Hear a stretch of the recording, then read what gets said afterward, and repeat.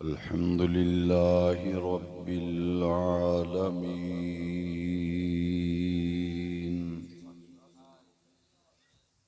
والصلاة والسلام على رسوله الكريم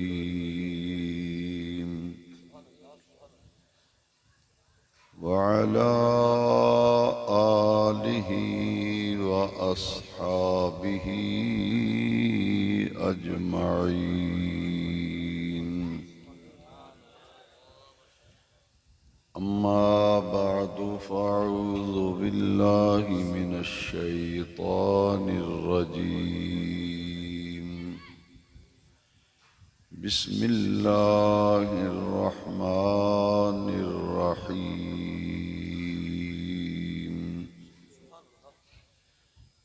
قد جاءكم من الله نور وكتاب مبين.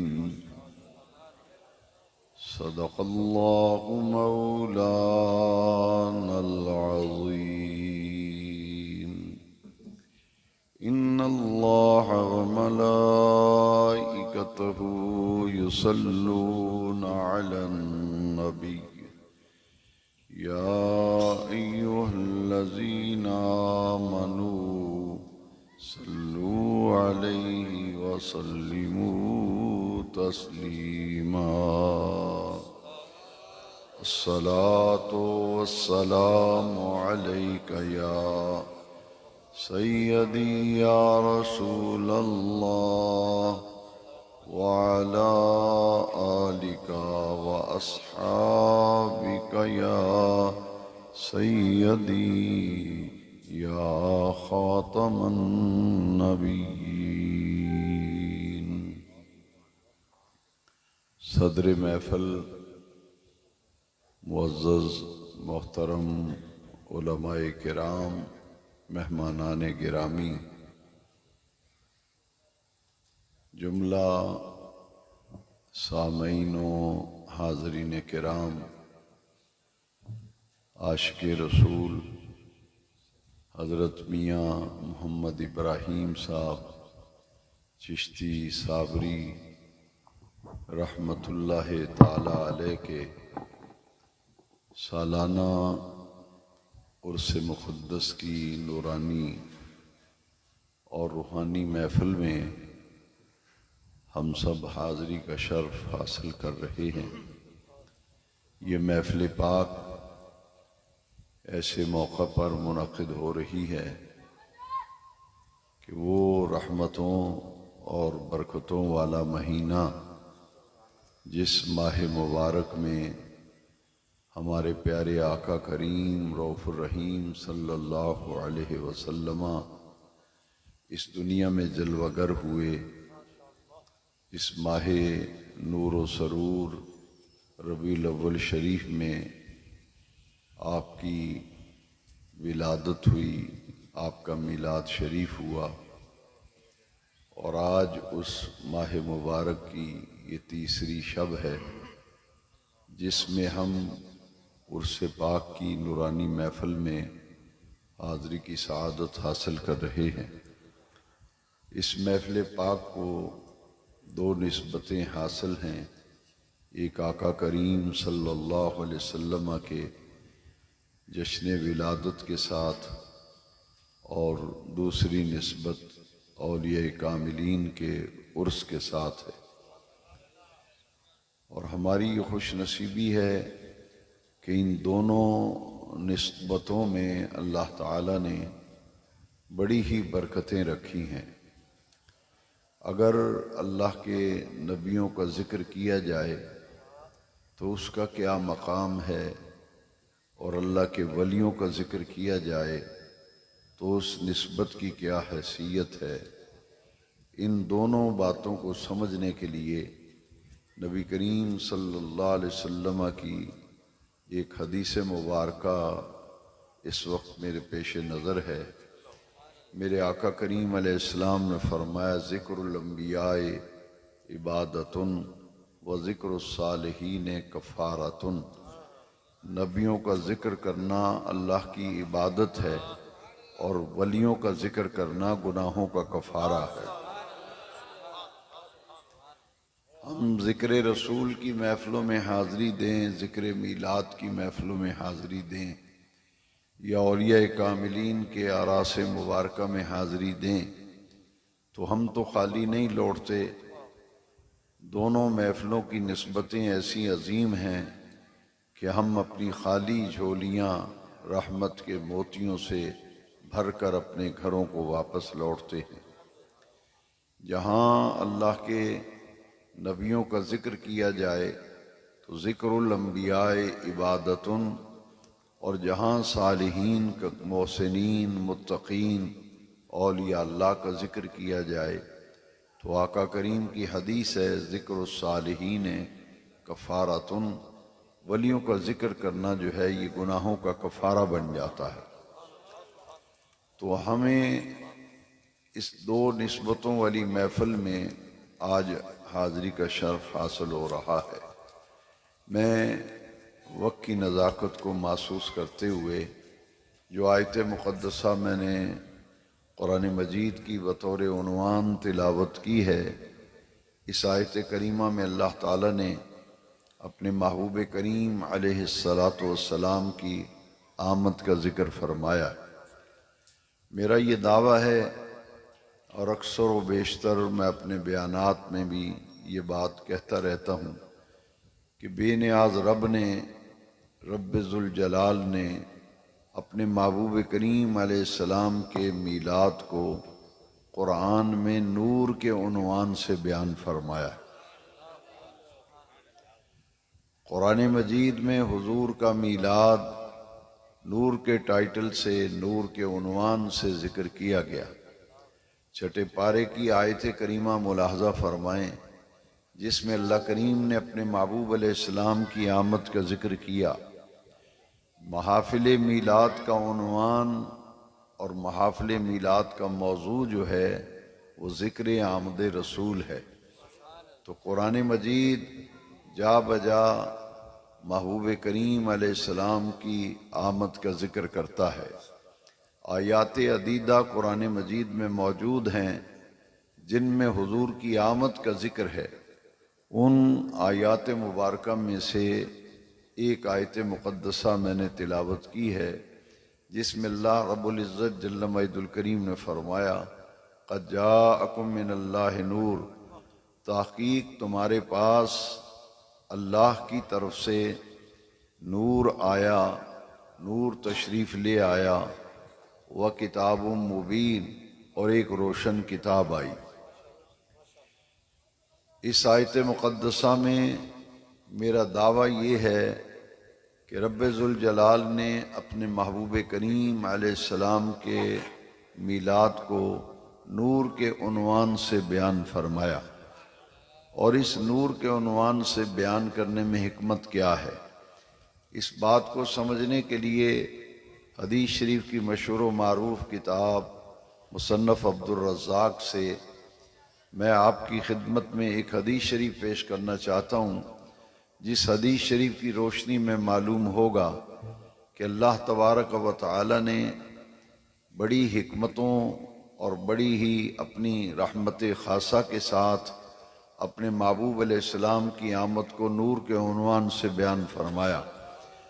یہ حدیث محدثین کے ہاں حدیث جابر کے نام سے مشہور ہے۔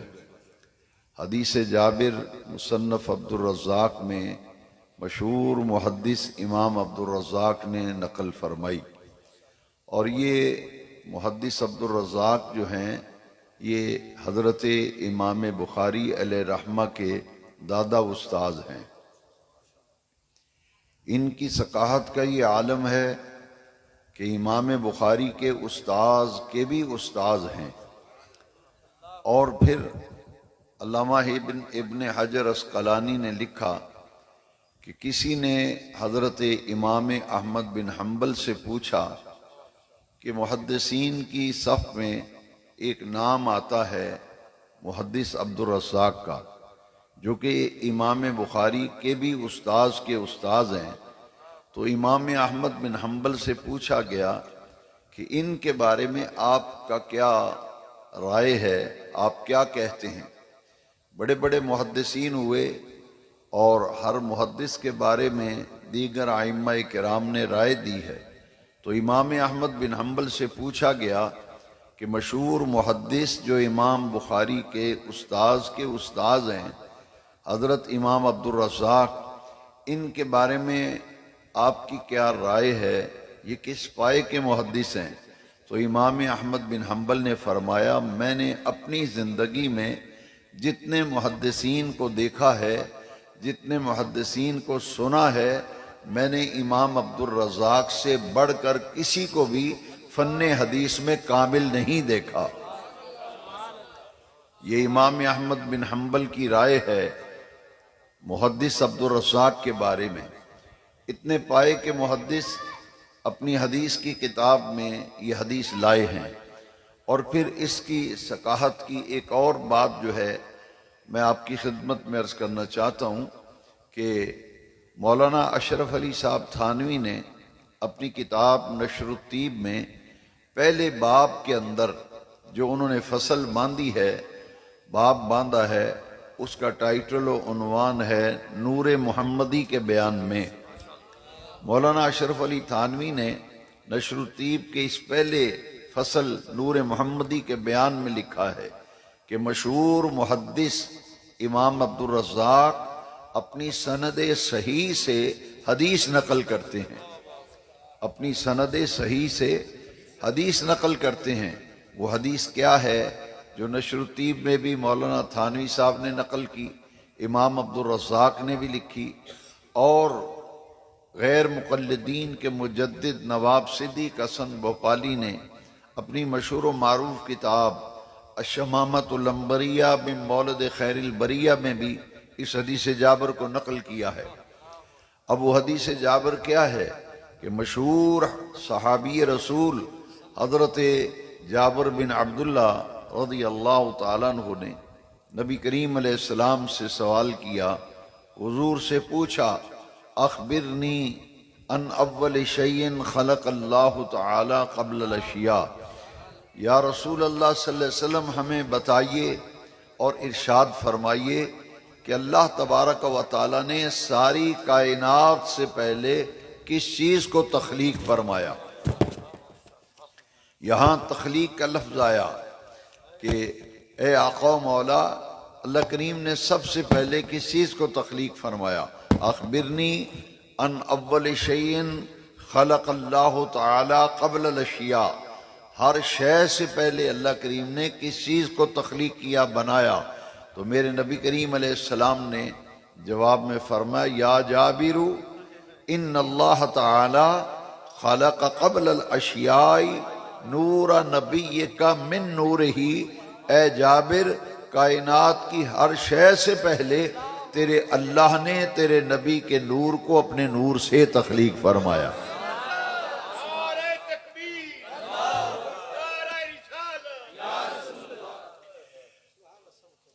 یا جابر ان اللہ تعالی خلق قبل الاشیاء نور نبیک من نورہ، اے جابر کائنات کی ہر شے سے پہلے، کائنات کے ہر وجود سے پہلے تیرے اللہ نے تیرے نبی کے نور کو اپنے نور سے تخلیق فرمایا۔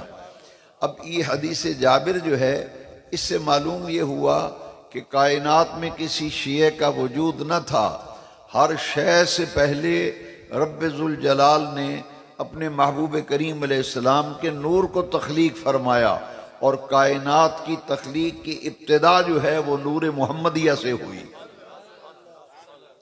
حضور کے نور سے ساری کائنات جو ہے پھر تخلیق کی گئی، جیسا کہ نشر الطیب میں بھی مولانا اشرف علی تھانوی نے بھی اس حدیث کو نقل کیا ہے، اور شمامت الانبریہ میں مولد خیر البریہ میں بھی نواب صدیق حسن بھوپالی نے حدیث شریف کے اس حصے کو نقل کیا ہے کہ اللہ تبارک و تعالی نے اپنے نور سے اپنے محبوب علیہ السلام کے نور کو تخلیق فرمایا، اور پھر اپنے محبوب کریم کے نور سے پھر اللہ تعالیٰ نے ساری کائنات کو تخلیق فرمایا۔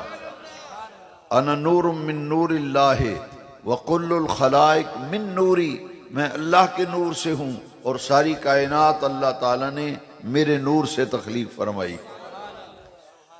اب اس حدیث کو سمجھ لینے کے بعد ایک اور حدیث شریف جو بر صغیر پاک و ہند میں سب سے پہلے علم حدیث لے کر آئے حضرت شاہ عبدالحق محدث دہلوی علیہ الرحمہ، ان سے پہلے بر صغیر میں حدیث لے کر آنے والا کوئی نہیں تھا۔ سب سے پہلے حدیث کا علم، حدیث کا فن لے کر آنے والے حضرت شاہ عبدالحق محدث دہلوی ہیں علیہ الرحمہ۔ وہ اپنی مشہور و معروف سیرت کی کتاب جو فارسی میں آپ کی تصنیف ہے مدارج النبوت، مدارج النبوت شریف میں حدیث نقل کرتے ہیں، اور آپ کے یہ لفظ ہیں کہ در حدیث صحیح آمدہ اند، در حدیث صحیح آمدہ اند اول ما خلق اللہ نوری۔ شاہ عبدالحق محدث دہلوی لکھتے ہیں مدارج النبوت میں کہ حدیث صحیح میں آیا ہے کہ نبی کریم علیہ السلام نے فرمایا اول ما خلق اللہ نوری، کہ کائنات کی ہر شے سے پہلے اللہ نے جس چیز کو تخلیق کیا نوری، وہ تو میرا نور ہے۔ ان دونوں حدیثوں سے یہ بات معلوم ہوئی کہ کائنات کی ابتدا اللہ تبارک و تعالی نے نور محمدیہ کی تخلیق سے فرمائی، اور حضور کے نور سے پہلے اس کائنات میں کسی چیز کا وجود نہ تھا۔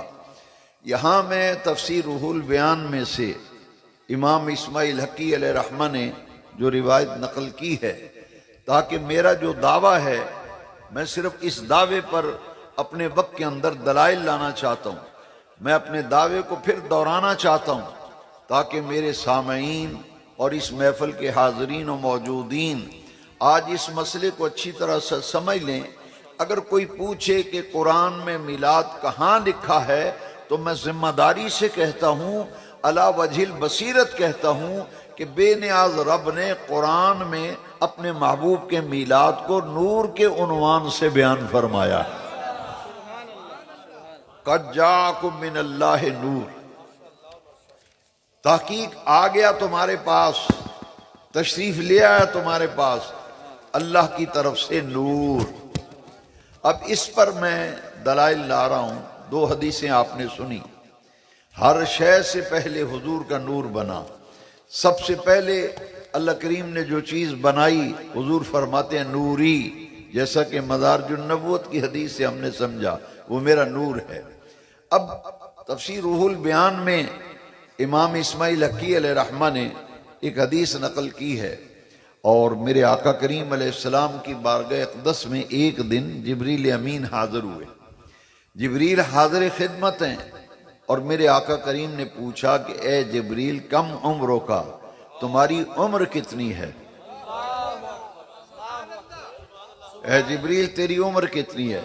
تو جبریل کہتے ہیں یا رسول اللہ صلی اللہ علیہ وسلم یہ تو مجھے علم نہیں کہ میری عمر کتنی ہے، مگر حضور اتنا میں ضرور جانتا ہوں کہ چوتھے حجاب عظمت میں ایک نوری تارا طلوع ہوتا تھا، اور وہ طلوع ہونے کے بعد پھر غائب ہو جاتا، اور پھر 70,000 سال کے بعد وہ نوری تارا طلوع ہوتا، پھر غائب ہو جاتا، پھر 70,000 سال کے بعد وہ نوری تارا طلوع ہوتا، اور اے میرے آقا میں نے اسے 70,000 مرتبہ دیکھا ہے،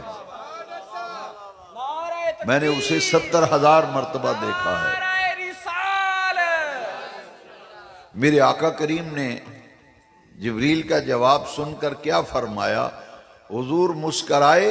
حدیث شریف میں میرے آقا نے مسکرا کے فرمایا فَبِعِزَّتِ رَبِّی، فَبِعِزَّتِ رَبِّی، اے جبریل مجھے اپنے رب کی عزت کی قسم انا ذالک الکوكب، وہ نوری تارا تو میں ہی محمد مصطفیٰ تھا،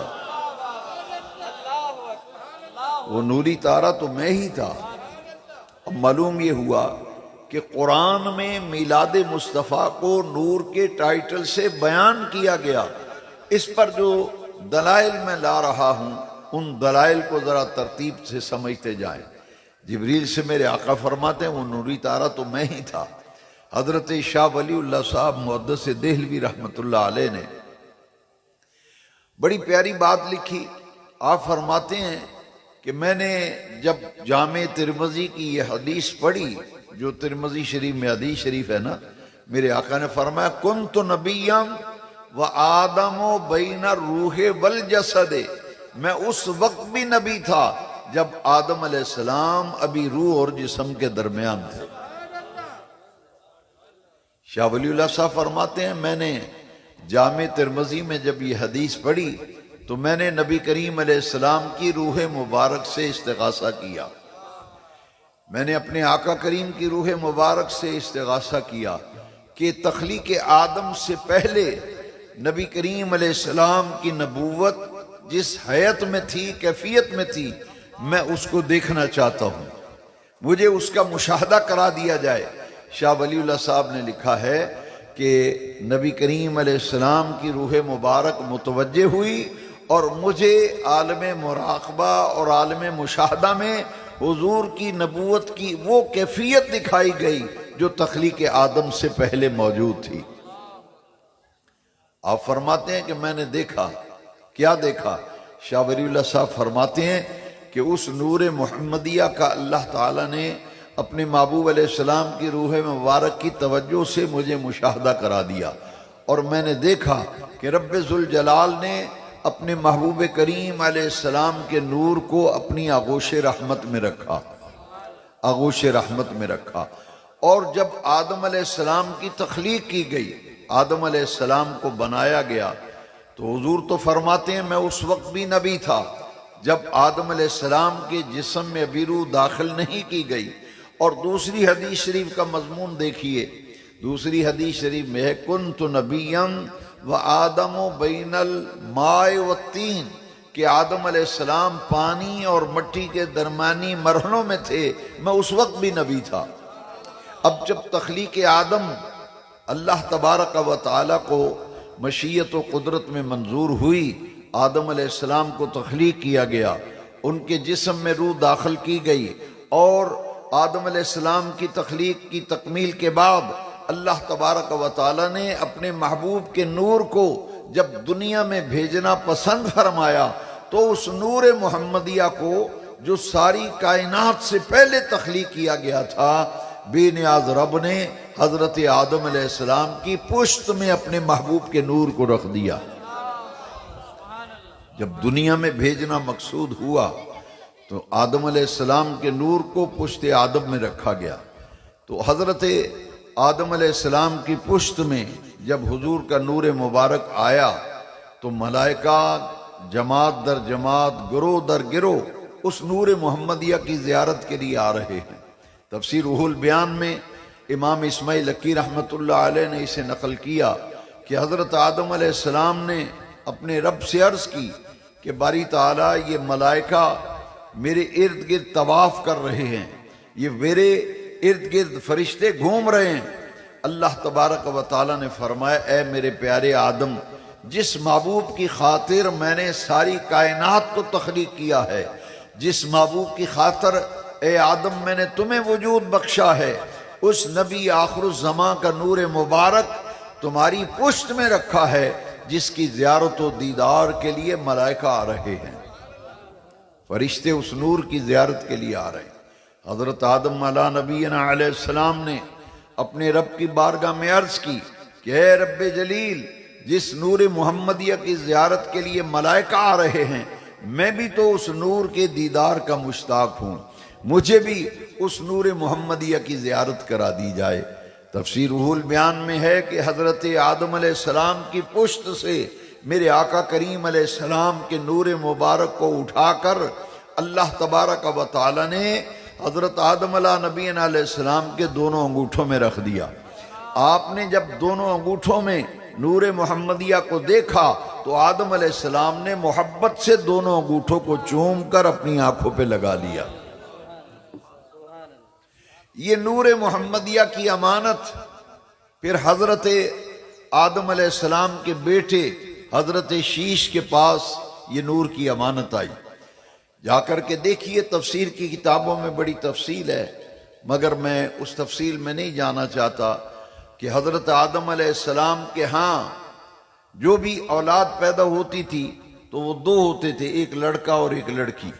حضرت شیش علیہ السلام، اللہ اکبر، ان کے پاس جب حضرت آدم علیہ السلام سے نور منتقل ہوا تو مفسرین نے لکھا کہ اللہ تبارک و تعالی نے اسے پسند نہ فرمایا کہ اس میں اور کوئی شریک ہو، اس میں صرف حضرت شیش ہی پیدا ہوئے تھے، اور ان کو پھر اللہ تعالیٰ نے حضرت آدم علیہ السلام سے نور حضرت شیش میں منتقل فرمایا تھا، اور وہاں سے یہ نور نسل در نسل، پشت در پشت منتقل ہوتا ہوا حضور کے دادا جان حضرت عبد المطلب تک یہ نور جو ہے نور کی امانت آئی، اور وہاں سے یہ نور کی امانت حضرت عبداللہ کے پاس آئی، اور پھر نور محمدیہ کی امانت حضرت آمنہ کے پاس آئی۔ تمام کتابوں میں لکھا ہے، جیسا کہ سیرت کی کتابوں میں دیکھیں، حدیث کی کتابوں میں دیکھیں، اور خاص طور پر بخاری شریف پڑھ کے دیکھ لیجئے، میرے نبی کریم علیہ السلام نے فرمایا کہ میں پاک صلبوں اور پاک رحموں میں منتقل ہوتا ہوا آیا ہوں، پاک صلبوں اور پاک رحموں میں منتقل ہوتا ہوا آیا ہوں۔ حضرت آدم علیہ السلام سے لے کر حضور کے دادا جان حضرت عبد المطلب، پھر حضور کے والد ماجد حضرت عبداللہ تک میرے نبی پاک کا نور جن مردوں کے صلب میں رہا وہ مرد بھی پاک تھے، اور جن ارحام طیبات میں حضور کا نور مبارک رہا وہ عورتیں بھی پاک تھیں۔ من اصلاب الطاہرین الی ارحام الطاہرات، من اصلاب الطاہرین الی ارحام الطاہرات، میں پاک صلبوں اور پاک رحموں میں منتقل ہوتا ہوا آیا۔ وہ نور جو ساری کائنات سے پہلے تخلیق کیا گیا تھا، وہی نور کی امانت حضرت عبداللہ سے حضرت آمنہ کے پاس آئی، اور وہی نور محمدیہ پھر ربیع الاول کی 12 تاریخ کو صبح صادق کے وقت حضرت آمنہ کی آغوش میں اسی نور محمدیہ کا ظہور ہوا تھا۔ اسی نور محمدیہ کا ظہور جو ہے وہ حضرت آمنہ کی گود اور آغوش میں ہوا تھا۔ قرآن نے فرمایا جب حضور کی آمد ہوئی تو قرآن آمد مصطفیٰ کو بیان کرتا ہے کہ جاءکم من اللہ نور، تحقیق تمہارے پاس نور تشریف لے آیا۔ دعویٰ میرا یہ ہے کہ پوری کائنات سے پہلے رب ذوالجلال نے میرے نبی کریم کے نور کو تخلیق کیا تھا، اور وہی نور منتقل ہوتا ہوا ربیع الاول کی 12 تاریخ کو شہر مکہ میں حضرت عبداللہ کے گھر میں اسی نور محمدیہ کا ظہور ہوا تھا۔ اب اس دعوے پر ایک اور دلیل میں لانا چاہتا ہوں۔ سرکار کی والدہ ماجدہ حضرت آمنہ کیا فرماتی ہیں؟ دیکھیے کہ میرے آقا کریم کی تو آپ نے 2 حدیثیں سنی نا، کہ میرے آقا تو خود فرما رہے ہیں اول ما خلق اللہ نوری، سب سے پہلے میرا نور تخلیق کیا گیا، اور پھر فرمایا یا جابر ان اللہ تعالی خلق قبل الاشیاء نور نبیک من نورہی، کائنات کی ہر شے سے پہلے تیرے اللہ نے تیرے نبی کے نور کو اپنے نور سے تخلیق فرمایا۔ اب اس ساری گفتگو کو سمجھنے کے لیے حضرت آمنہ پاک کا جو قول مبارک ہے، اور اس کو حضرت شاہ عبدالحق محدث دہلوی نے اپنی کتاب ما ثبت من السنہ میں نقل فرمایا ہے۔ میں نے تمام حوالہ جات ساتھ ساتھ عرض کر دیے ہیں۔ یہ شاہ عبدالحق محدث دہلوی نے ما ثبت من السنہ میں نقل کیا ہے کہ حضور کی والدہ ماجدہ جب میرے آقا کا میلاد ہوا، آپ کا ظہور قدسی ہوا، میرے آقا جلوگر ہوئے، رونق افروز ہوئے، تو عورتوں نے آ کے حضرت آمنہ سے جب اس پیدا ہونے والے کے بارے میں پوچھا تو حضرت آمنہ نے کیا فرمایا؟ حضرت آمنہ نے جو بات فرمائی وہ شاہ عبدالحق محدث دہلوی نے اپنی کتاب ما ثبت من السنہ میں نقل فرمائی ہے۔ حضور کی والدہ فرماتی ہیں عورتوں نے پوچھا ولادت کے مرحلے کے بارے میں، سیدہ آمنہ فرماتی ہیں کہ ولادت کے وقت خواتین کو جن معاملات کا سامنا کرنا پڑتا ہے، فرماتی ہیں مجھے تو اس کا احساس تک نہیں ہوا، مجھے احساس تک نہیں ہوا، یہاں تک کہ درد ذی بھی نہیں ہوا۔ فرماتی ہیں خرج منی نور، میں نے دیکھا مجھ سے ایک نور کا ظہور ہوا ہے، اس نور کا جب ظہور ہوا تو انوار و تجلیات پوری کائنات میں بکھر گئے، اور میں نے مکے میں بیٹھ کے شام کے محلات کو چمکتا دیکھ لیا، میں نے شام کے محلات کو چمکتا دیکھا۔ اب دیکھیے قرآن بھی فرما رہا ہے قد جاءکم من اللہ نور۔ میں نے اس وقت کی گنجائش کے مطابق 2 حدیثیں عرض کی، تو دونوں حدیثیں بھی بتا رہی ہیں کہ کائنات کی ہر شے سے پہلے حضور کا نور بنا۔ تو حضرت آمنہ نے میلاد مصطفیٰ کا جو منظر پیش کیا اس میں حضور کی صفت نورانیت کا ذکر کیا، یہاں کسی اور صفت کا ذکر نہیں فرمایا۔ فرمایا خرج منی نور اضاءت منہ قصور الشام، مجھ سے ایک نور ظاہر ہوا، ایک نور کا ظہور ہوا، اور وہ نور پوری کائنات میں بکھر گیا، یہاں تک کہ مکے میں اپنی جھونپڑی میں بیٹھے بیٹھے ملک شام میں چمکنے والے اور روشن محلات کو میں نے اپنی آنکھوں سے دیکھ لیا تھا۔ معلوم یہ ہوا کہ قرآن مجید میں حضور کی آمد پر متعدد آیات موجود ہیں، مگر ان آیات میں سے ایک آیت کو میں نے بطور عنوان آج تلاوت کیا۔ فرمایا قد جاءکم من اللہ نور، تحقیق تمہارے پاس اللہ کی طرف سے نور تشریف لے آئے۔ یہ حضور کی صفت نورانیت کا ذکر کیا گیا۔ تفسیر روح المعانی میں اس آیت کی تفسیر اٹھائیے ذرا، علامہ محمود آلوسی حنفی بغدادی رحمت اللہ تعالی علیہ اپنی مشہور و معروف شورى آفاق قرآن کی تفسیر روح المعانی میں نقل کرتے ہیں، اسی آیت کے تحت پڑھ کے دیکھیے۔ حضرت محمود آلوسی حنفی بغدادی فرماتے ہیں یہاں نور سے مراد ذات محمد مصطفیٰ ہے، ذات محمد مصطفیٰ ہے صلی اللہ علیہ وسلم، اور کتاب مبین سے مراد قرآن مجید ہے۔ قد جاءکم من اللہ نور، تمہارے پاس اللہ کی طرف سے نور تشریف لے آیا۔ وہ نور کون ہے؟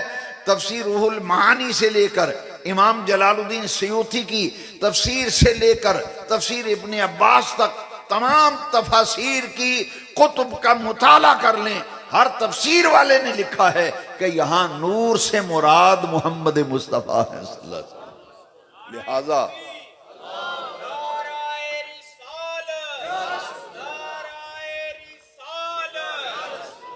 معلوم ہو گیا کہ قرآن میں حضور کے میلاد کو نور کے عنوان سے بیان کیا گیا۔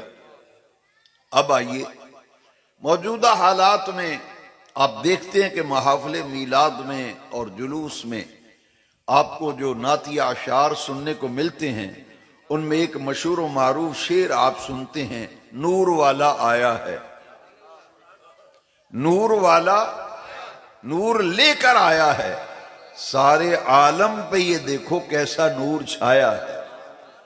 میں نے اس پر دلائل دیے ہیں کہ یہ عقیدہ جو ہے یہ تو قرآن و حدیث کا عقیدہ ہے، اور یہ میلاد پر جو ہم ترانہ پڑھتے ہیں نور کا، نور والا آیا ہے، نور لے کر آیا ہے، سارے عالم پہ یہ دیکھو کیسا نور چھایا ہے۔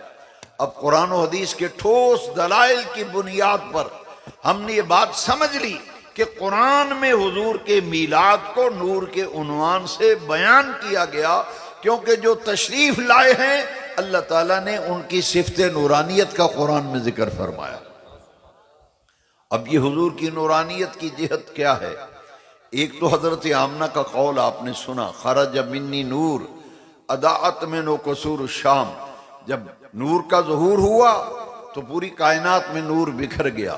یہ تو ولادت کے وقت نور محمدیہ کا ظہور ہوا، اور میرے آقا کی نورانیت کی جہتیں پوری حیات طیبہ میں جگہ جگہ آپ کو اس نور محمدیہ کی جھلکیں نظر آئیں گی، جھلکیاں نظر آئیں گی۔ دیکھیے حضور کے گھر مبارک میں، حجرہ مبارکہ میں، حضرت ام المومنین عائشہ صدیقہ رضی اللہ تعالیٰ عنہا آپ سوئی دھاگا لے کر کپڑے سی رہی تھیں، رات کا وقت تھا اور چراغ جو ہے وہ کمرے میں جل رہا تھا، چراغ روشن تھا۔ حضرت عائشہ صدیقہ کے کمرے میں وہ چراغ جو روشن تھا، اس میں جب تیل ختم ہو گیا تو چراغ بجھ گیا۔ آپ سوئی دھاگا اور کپڑے سنبھال رہی تھی کہ سوئی آپ کے ہاتھ مبارک سے گر گئی۔ سوئی گری تو آپ اسے ڈھونڈ رہی تھی کہ میرے نبی کریم علیہ السلام تشریف لے آئے۔ تو حضور نے پوچھا کہ اے عائشہ یہ تم کیا تلاش کر رہی ہو؟ عرض کی آقا سوئی گر گئی ہے، میں سوئی ڈھونڈ رہی ہوں۔ حدیث شریف میں ہے کہ میرے آقا مسکرائے، جب سرکار مسکرائے تو مسکراہٹ سے، دندان مبارک سے، حضور کے مسکرانے پر آپ کے دندان مبارک سے انوار و تجلیات نے پورے کمرے کو روشن کر دیا اور حضرت عائشہ صدیقہ کی گم ہوئی سوئی انہیں مل گئی۔ اور اسی نور محمدیہ کی جہتیں دیکھی۔ میرے آقا کریم کی تو ابھی شیر خارگی کی عمر مبارک ہے، اور حلیمہ سعدیہ کے ہاں حضور نے 4 سال قیام فرمایا تھا حلیمہ سعدیہ کے پاس۔ تو حلیمہ سعدیہ جب سرکار کو لے کے گئیں تو ابھی چند دن گزرے تھے، تیسرا یہ چوتھا دن ہوگا۔ سیرت نگاروں نے لکھا ہے کہ محلے کی عورتیں اکٹھی ہو کے آ گئیں۔ انہوں نے کہا کہ اے حلیمہ یہ تیری جھونپڑی میں ساری رات ہی روشنی رہتی ہے، چراغ جلتا رہتا ہے، تو غریب گھرانے کی خاتون ہے، جب رات کو سونے کا وقت ہو تو چراغ بجھا دیا کرو، یہ فضول خرچی نہ کیا کرو، ساری رات تمہاری جھونپڑی میں روشنی رہتی ہے، دیا جلتا رہتا ہے۔ تو حلیمہ سعدیہ نے حضور کے لیے جو لفظ استعمال فرمائے یہ آج بھی سیرت کی کتابوں میں موجود ہیں۔ ابھی تو حضور شیر خارگی کے علم جو ہے عمر مبارک میں ہے، 40 سال کی عمر میں تو حضور نے نبوت کا اظہار کیا تھا۔ تو اس عمر مبارک میں حلیمہ سعدیہ حضور کے لیے لفظ کیا استعمال کرتی ہیں؟ فرماتی ہیں جب سے میرے گھر میں یہ مبارک تشریف لایا ہے، جب سے میرے گھر یہ برکتوں والا آیا ہے، مجھے کبھی بھی چراغ جلانے کی ضرورت پیش نہیں آئی۔ میں نے دیا تو کبھی جلایا نہیں، چراغ کبھی روشن نہیں کیا۔ جس جھونپڑی میں رات کو یہ برکتوں والا ہوتا ہے اس جھونپڑی میں ساری رات ہی روشنی رہتی ہے، ساری رات ہی وہاں روشنی رہتی ہے۔ اور پھر حدیث شریف میں ہے کہ میرے آقا کریم کی محفل میں صحابہ کرام موجود تھے اور بڑی دیر تک حضور کی خدمت میں حاضر رہے۔ جب گھر جانے کا وقت آیا تو صحابی نے عرض کی کہ حضور رات کا وقت ہے، تاریکی بہت ہے، تو ہمارے لیے جانا مشکل ہو گیا۔ جیسے کہ تاریکی میں دیکھے سانپ وغیرہ ہوتے ہیں، تو ایسا کو موذی راستے میں ہمیں تکلیف نہ دے دے۔ تو میرے آقا کریم علیہ السلام نے دیکھا کہ صحابی رسول نے ہاتھ میں چھڑی پکڑی ہوئی تھی۔ میرے آقا کریم علیہ السلام نے ان کی چھڑی کو پکڑ کر، عصا کو پکڑ کر حضور نے اپنا دست مبارک لگایا تو وہ صحابی رسول کی چھڑی جو ہے وہ روشنی دینے لگی، روشنی دینے لگی۔ وہ اس چھڑی کی روشنی میں گھر کی طرف روانہ ہوئے۔ راستے میں جب ایک مقام ایسا آیا، انہوں نے اپنے گھر کی طرف جانا ہے، انہوں نے اپنے گھر کی طرف جانا ہے۔ انہوں نے کہا بھائی تمہاری چھڑی تو روشن ہے، تم اس کی روشنی میں جاؤ گے، میرا کیا بنے گا؟ انہوں نے کہا کہ تم اپنا عصا اس چھڑی سے مس کرو، ممکن ہے یہ بھی روشن ہو جائے۔ شواہد النبوت میں علامہ عبد الرحمن جامی رحمت اللہ علیہ نے لکھا کہ وہ چھڑی اس چھڑی سے مس کی گئی، وہ بھی روشن ہو گئی۔ وہ صحابی اپنی چھڑی کی روشنی میں گھر جا رہے ہیں، یہ اپنی چھڑی کی روشنی میں اپنے گھر جا رہے ہیں۔ میرے آقا کریم صلی اللہ تعالی علیہ وسلم کو اللہ تبارک و تعالی نے قرآن میں نور کے عنوان سے بیان فرمایا، قد جاءکم من اللہ نور، تمہارے پاس اللہ کی طرف سے نور تشریف لے آئے، وہ کتاب مبین، اور ایک روشن کتاب آئی۔ یہاں نور سے بحث کرتے ہوئے علامہ محمود آلوسی حنفی بغدادی علیہ رحمہ نے فرمایا کہ پوری کائنات میں جتنی چیزوں کو روشنی ملی ہے، جتنی چیزوں کو روشنی ملی ہے، اگر ان انوار میں سے نور محمدیہ کو نکال لیا جائے تو ہر ایک بے نور ہو جائے گا، ہر ایک بے نور ہو جائے گا۔ اس لیے فرمایا کہ حضور نور الانوار ہیں، حضور نور الانوار ہیں، سارے نوروں کے بھی نور ہیں، اور پوری کائنات میں جتنے انوار و تجلیات ہیں ان کا مرکز و ماخذ جو ہے وہ ذات پاک مصطفیٰ ہے۔